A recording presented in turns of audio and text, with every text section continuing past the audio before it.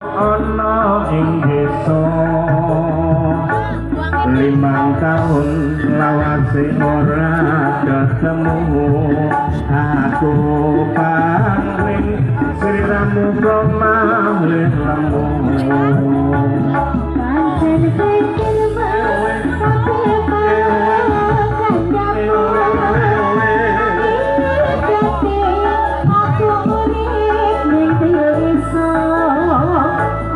tapi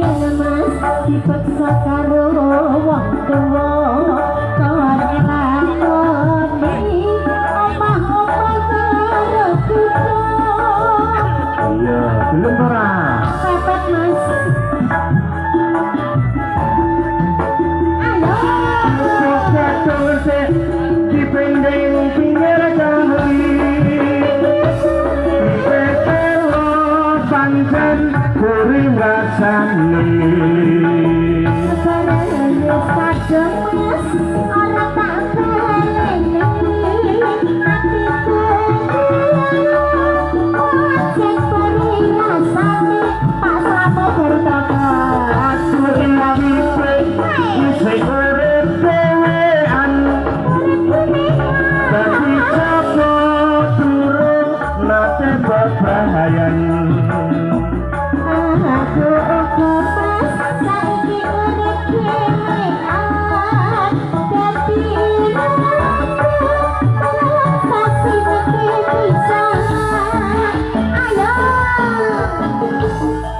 ini bos-bos dolala semua kasih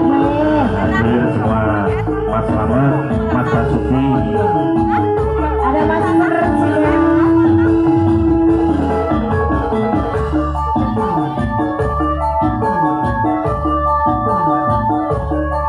sebelahnya mas, hebohnya mas ya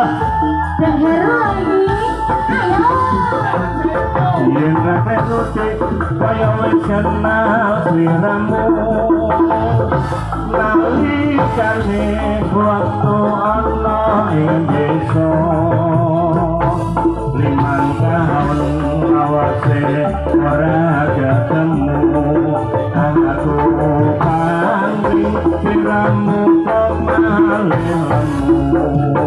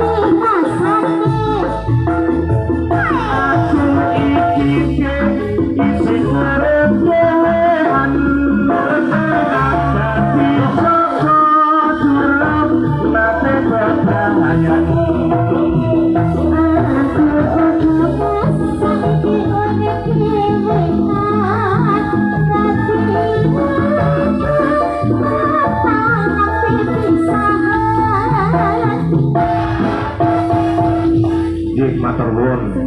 nuwun.